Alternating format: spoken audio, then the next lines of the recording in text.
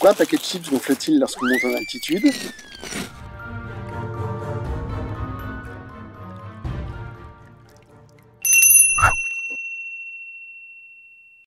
L'air qui nous entoure est un mélange de gaz constituant l'atmosphère. Les deux principaux gaz qui constituent l'air sont le diazote à 78% et le dioxygène à 21%.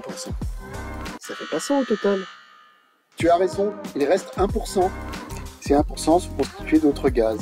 De gaz rares comme l'argon ou le néon, mais aussi des gaz à effet de serre tels que le dioxyde de carbone ou le méthane. Bref, l'air qui nous entoure est composé de différents gaz. Représentons les molécules de ces différents gaz par des petites billes bleues. Celles-ci sont en mouvement constant. Plaçons maintenant une paroi devant cet ensemble de molécules. Les molécules rebondissent sur la paroi, telles des boules de billard sur le bord de celui-ci. En rebondissant sur la paroi, elles exercent une force sur celle-ci. Je représente ici la force résultante de tous les petits chocs par une flèche rouge. Cette force est proportionnelle à la surface impactée par les molécules. Plus la surface est petite, plus la force sera petite. Plus la surface est grande, plus la force sera grande.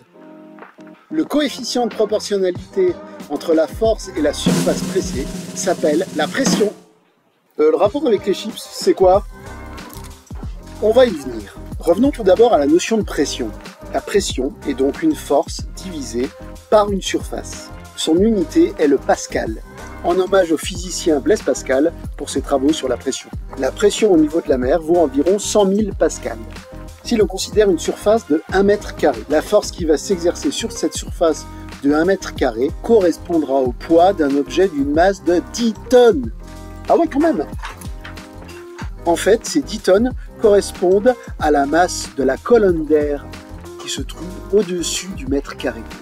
Lorsqu'on monte en altitude, la masse de la colonne d'air au-dessus de notre tête va diminuer. Donc quand on monte en altitude, en fait, la pression diminue. Exactement. Mais alors pourquoi le paquet de chips se gonfle-t-il? Le paquet de chips est hermétique, il ne laisse ni rentrer ni sortir de l'air. La pression du paquet de chips est la pression du nœud où il a été fabriqué. Lorsqu'on monte en altitude, la pression dans le paquet de chips sera donc supérieure à celle de l'air extérieur. La force pressante dirigée vers l'extérieur sera donc plus importante que la force pressante dirigée vers l'intérieur du paquet de chips. Et donc le paquet va gonfler.